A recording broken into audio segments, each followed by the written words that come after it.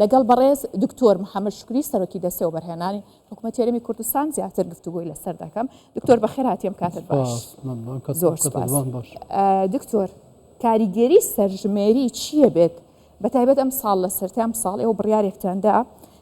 کە ڕێخستنەوەیەکی باش لە کەرتی نیشتەجێبوون بکەن و بەرهێنان لە کەرتی نیشتەجێبوون. ئێوە مۆڵەتتان بە کەرتی نیشتەجێبوون کەم کردەوە یاخود با بڵێن مۆڵەتتان ڕاگرت. چاوەڕێیە کرێ ئەم ڕێخستنەوانە هەمووی کاریگەری دروست بکات لە سەرکەرتەکانی دیکە؟ سڵاو ڕێز بۆ بینەرانی ئێوە تەبعانی کوردستان 24 طبعا سەرژمێری گشتی دانیشتوان کە ئەم دوو ڕۆژەی ڕابردوو لە هەرێمی کوردستان و لە هەموو عێراقیش ئەنجام درەوە گرنگی تایبەتی خۆی هەیە لەوەی کە سەرژمێری دەبێتە با بڵێن باوکی داتاکان ئەگەر ناوێ لێ بنێن باوکی داتا دایکی داتا ئەمانە ئەو داتا ڕئیسیانەیە کە لەناو کۆمەڵگا کو دەکرێنەوە لە سەرژمێری گشتی دانیشتوانەوە دەست پێ دەکرێت و ناوەکەشی سەرژمێری گشتی دانیشتوان و ممتلەکاتە لە عێراق کە ئەوەی کە ناوە ڕئیسیەکەی ئەمە زۆر گرنگە بەوەی لە ناوچەیەک بۆ ناوچەیەکی تر بزانڕێ دۆخی خەڵک چۆنە چونکە کە یەکێک لە پرسیارەکان بابەتی خانووە ئایا خانوات کرێ یان مولکی خۆتە ئەمە نیشانەیەکی ڕئیسیمان پێشان دەدا کە چەند خەڵک لە کوردستان کرێچیە کە ئێستا تا ئێستاشی لەگەڵ دابی ئێمە ڕێژەیەکی دروستی کرێنشینان لە هەرێمی کوردستان و حتا لە عێراقیش دیار نییە چەند خەڵک لەناو خانوویە لەناو شوقەی کرێدایە ئەمە ڕێگەیەکی دروست دەبیتن کە بزانڕێ چەند پێویستیەکانی داهاتووە. طبعا سەرژمێری هەنگاوێکی ڕئیسیشە بۆ ئەوەی بتوانرێ پلانی استراتیژی بۆ وڵات دابنرێ لە داهاتوودا چونکە پلانی استراتیژی لە ژیان و لە معیشەت و لە ئابووری گشتیش دادەنرێتن کە لە داهاتوودا هەم حکوومەتی هەرێمی کوردستان و هەم حکوومەتی عێراقیش دەتوانن سوودێکی گرنگ سوودێکی زۆر لەم سەرژمێری وەر بگرن بەوەی پلانی استراتیژی بۆ 5 ساڵی تر بۆ 10 ساڵی تر لە بابەتی ئیسکانە لە بابەتی کارەبایە لە بابەتی خزمەتگوزاریە گشتەکانە لە بابەتی ژیانەوەی گوندەکانە لە بابەتی گەیاندنی خزمەتگوزاریەکانە لە بابەتی گەیاندنی یا دروستکردنی ژێرخانی ئابووری ئەمانە هەمووی تەسیری لە سەرژمێری وەردەگرێت. بێگومان دکتۆر ئێوە بۆ لە سەرەتای ئەم ساڵەوە پێدانی مۆڵەت بە پرۆژەکانی نیشتەجێبوونتان ڕاگرن هەڵبەتە کارتەکانی کەش باسکەین چونکەوە بەرهێنان تەنها لە نیشتەجێبوونانیە بۆ ڕاتانگر لە دوای سەرژمێری ئەتوانن ئێوە دەست پێ بکەنەوە بە پێی سیستماتیکێکی باش. طبعا ڕاگرتنەکەی کە فەرمانی جەنابی سەرۆک وەزیرانی لەسەر بڕاگرتن بۆ ئەوەیە کە هەڵسەنگاندنێکی تر بۆ ئەم بابەتە بکرێتەوە ئەو بازاڕانەی کە پێویستی بەم جۆرە پرۆژانە نین جارە ڕاگیرێتن ئەو شوێنانەی کە پێویستن دەست پێ بکرێن و هەڵسان هەبوو لە ناوچەیەک طبیعی لە ناو شارە گەورەکان بە تایبەتی هەولێرە دهۆکە سلێمانیە تا کەلاریش لەوانەیە حدێکی زۆر پرۆژە تێدا زۆر بووبن بۆیە وای لە هات کە ینی هەڵواستەیەک لەسەری بکرێ بەڵام لە هەمان کاتیشدا لە مانگی 2-3 ئەم ساڵ جەنابی سەرۆک وەزیران بڕیاری داوە کە گرنگی زیاتر بە ناوچەی کەم گەشە سندوەکانی هەرێمی کوردستان بدرێتن. طبعا ئێمەش زۆربەی هەرە زۆری ناوچەکان ئەوانەی کە لە دەرەوەی شارە گەورەکانن بە ناوچەی کەم گەشە سندوو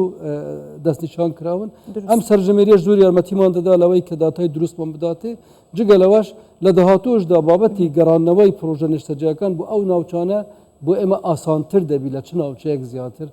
گرنگی پێ بدرێت. باشە دکتۆر ئێوە کاری باشتان کردووە و زۆر گرنگیەوە هەوڵتان داوە بۆی کە سەرمایی بیانی ڕاکێشنە هەرێمی کوردستانە لە مای ڕابردووە چەندین شاندی حکومی سەردانی دەرەوەی وڵاتانی کرد و خەڵکیش هاتووە کە داتایەکمان نەبووە ورد و دروست لەسەر هەموو لایەنەکانی دانیشتوان لە هەر بابەتێکی ڕێژەی هەژاری هێزی کار هەموو ئەمانە تا چەند بۆتە ئەستەنگ تا چەند بۆتە ڕێگری لە بەردەم بۆ نمونە وە بەرهێنێکی بیانی کە نەتوانێت بەرچاوڕوونی نەبێت لەو شوێنە سەرمایەکەی وەگەڕخە. دەزانانی کوردستان جگەلەوەی کە ئەمڕۆ ئێمە سەرژمێری دەکرێتن و داتای دروستی ناو کۆمەڵگا لە ناو مەحەتەکانی ئامار دەبێتن ئێمە قسوورێکی گەورەشمان لە ئامار اقتصادی هەیە کە بتوانین مەسەلەن بە شکلێکی دەوری یان مانگە جارێک داتای اقتصادی ئەلان بکەین گەشە سەندنی ئابووری بابەتی بێکاری بابەتی هەڵاوسان بابەتی ئەو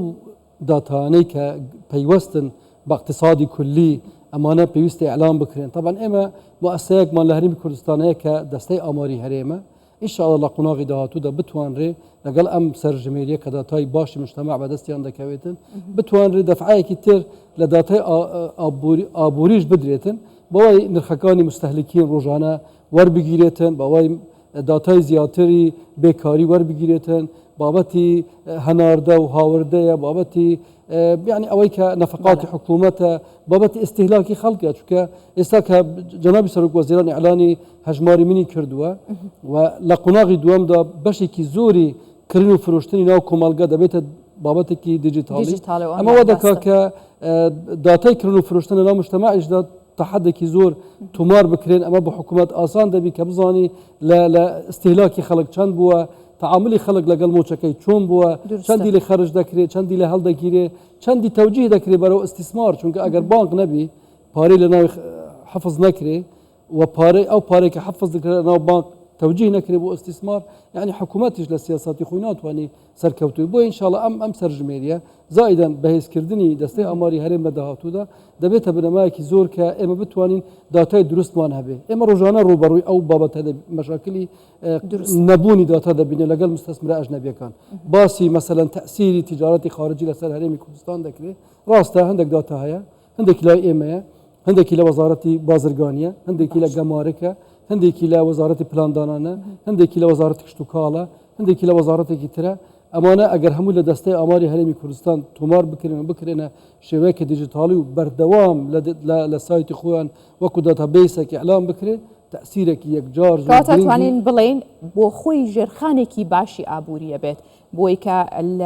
بنەمایەکی ڕئیسی و ئەساس دەبێت بۆ دانانی ژێرخانێکی ئابووری بۆ داتا لە هەرێمی کوردستان و لە عێراقیش بۆ دواتر تەطویر بکرێتن و داتای زیاتری لێ بەرهەم بهێنرێتن و بۆ پلان استراتیژی گرنگە بۆ زانینی ڕادەی ئیشکردن و کەفاەتی مجتەمە گرنگە بۆ کارتی تایبەت و کارتی گشتیش گرنگە پلانەکانی خواندا برنێت چونکە حکوومەت کە پلانی هەیە پەیوەست دەبی بە پلانی کارتی تایبەت کە کارتی تایبەت چەند سەرمایە هەیە دەتوانی سەرمایە پێ بکە و سەرمایە گوزاری پێ بکەوە بەرهێنانی پێ بکە ڕاستە دکتۆر لە ئامارەکان من دەرم خست کە کارتی کشت و کاڵیش ڕێژەیەکی باش پرۆژەی تێدا ئەنجام دراوە و بەرهێنانی باشی تیاکراوە بێگومانە ماوە سێتەوە سەر چڕی دانیشتوان بابزانین کە لە دوای سەرژمێری ئێوە چۆن ئەتوانن بە پێی چڕی دانیشتوان لەم کەرتەدا و بەرهێنانی زیاتر بکەن بە نمونە کەرتی کشت و کاڵ کە ئازانین کێشەیەکی گەورەیە کۆچ لە گوندەکانەوە بۆ شارەکان و تۆپەڵبوون لە یەک شاردا و چەندین وڵات ناوچەکانی خواروو ناوەڕاستی عێراق ڕویان کردوتە هەرێمی کوردستان چونکە ناوچەکانی خۆیان وشک بووە ژیانی تیانەماوە ئێوە لە دوای سەرژمێری ئەمە چۆن ڕێکەخەنەوە طبعا لە کابینەی نوێمی حکوومەتی هەرێمی کوردستان طبعا بە تەوجیه ڕاستەخۆی جەنابی سەرۆک وەزیران گرنگی تایبەت بە پلەی یەکەم بە کەرتی کشت و کاڵ درراوە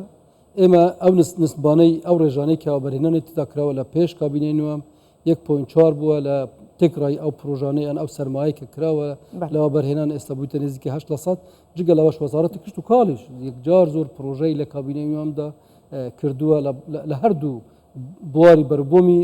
ئاژەڵی و بەرەبۆمی گیایی وەکوڵی تر کە ئەمە یعنی الحەمدلله ئیشی زۆر باش کراوە پرۆژەی زۆر گەورە و استراتیژی لە بواری کشت و کاڵ لە بابەتی بازارکردنی گەرم لە بابەتی پرۆژە گاوداریەکان لە بابەتی چاندن لە بابەتی هەموو ئەمانە گرنگێکی زۆر باش درا بەڵام ئەو پرۆسەیە کە حکوومەتی هەرێمی کوردستان دەستی پێ کردووە لە دروستکردنی بەنداوەکان و دانانی ئەساسێک بۆ ژێرخانی ئاو لە هەرێمی کوردستان ئەمە لە چەند ساڵی داهاتوودا یەکجار زۆر تەسیر لەسەر کەرتی کشت و کاڵ لە هەرێمی کوردستان دەکات بەوەی لە کەت و بەنداوە کە دروست کرد ئاوت لە شوێنێک خڕ کردەوە دەتوانی خطوتی ئێروایش ئەوەی کە خەتی ئاودێری پێداڵێن بۆ ناوچەکان ببرێتن و ناوچەکانی ئەوانەی کە وشکن بە ئاو بخرێن و زیاتر مەسەلەن میوەجاتە حبوبی ترە لێ بچێندرێتن یان هەر جۆرە زیراعەتێکی تر لە هەرێمی کوردستان بچێندرێتن گەشە سندنێک یەکجار زۆر بەخوا دەبینێتن ئەساسی ئەم کەرتی کشت و کاڵە دانراوە و الحەمدولله ئیشی باشی لەسەر کراوە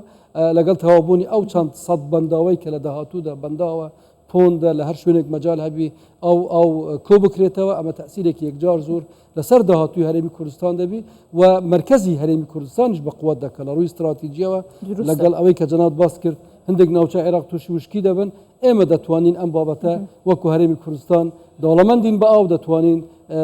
هەرێمی کوردستان پشت ئەستور بی بەوەی کە دەتوانانی سیاسەتی باشتر لە ڕووی اقتصادیەوە لە ڕووی سیاسیەوە لە هەموو ڕووەکانەوە دەتوانی موقعیت و مۆزوعی خۆی باشتر بەکاری بینێت. دروستە دکتۆر بۆ ساڵی ئایندە داهاتوو و لەگەڵ حکوومەتی نوێ کابینەی نوێە پرۆژەکانی وەبەرهێنان بە چه ئاراستەیەکە ڕۆن من بیرمە پێش ئەم ساڵ 2023 پێم وتی وتت ئامانجمانە زۆر زیاتریکەین و ژمارەیە کردوت ئەوەندە لە 100 زیادیکەین ئەم ساڵی شواڵن طبعا پێش انتخابات و لە ئەسنای حملەی انتخابات جنابی سەرۆک وەزیران چەند جار باسی ئەوەی کرد کە لە قۆناغی داهاتوو ئێمە گرنگی بە کردی کشتتوکاڵی دەدەین ئینشاءالله لە داهاتوودا هەدەفی ئەساسی ئەوەی بیتن کە بنەمایەکی ئەساسی بوو کەرتی پیشەسازی لە هەرێمی کوردستان دابڕێتن بەوەی هەم یاسایەکی نوێ بە مناطقی سناعی لە هەرێمی کوردستان دەبیتن هەم تعاملێکی باشتر لەگەڵ مناطق و لەگەڵ ناوچەی پیشەسازی و ناوچەی ئابووری ئازاد لە هەرێمی کوردستان دەبیتن هەم کارگەی زیاتریش لە هەرێمی کوردستان ئینشاءالله دروست دەکرێتن بەوەی ئێمە ئینشاءالله بەوە دەست پێ دەکەین کە ناوچەیەکی تایبەتی پیشەسازی کارەبایەتی ناوماڵ ئینشاءالله داهاتوودا دروست دەکرێتن کە ناوچەیەکی متەکامل دەبێت جگەلەوەش چەندین ناوچەی تری پیشەسازی لە هەرێمی کوردستان دروست دەکرێتن کە ئەمانە دامی هەموو کەرتەکان دەکەن بە تایبەتی کەرتی استیسماری معدنی لە داهاتوودا ئینشاءالله لە کوردستان ئەکتیو ببی لەگەڵ دەست بەکاربوونی پەرلەمان یاسای معدنی استیسماری معدنی دەست بەکاربی کوردستان بەراو قۆناغێکی نوێی تەصنیع دەچیتن کە دەتوانێت ببێتە مەرکەزێکی استراتیژی گرنگ لە ناوچەی ڕۆژهەڵاتی ناوەڕاست لەو باشە دکتۆر زۆر بە کورتی بە دەرفەتی ئەزانم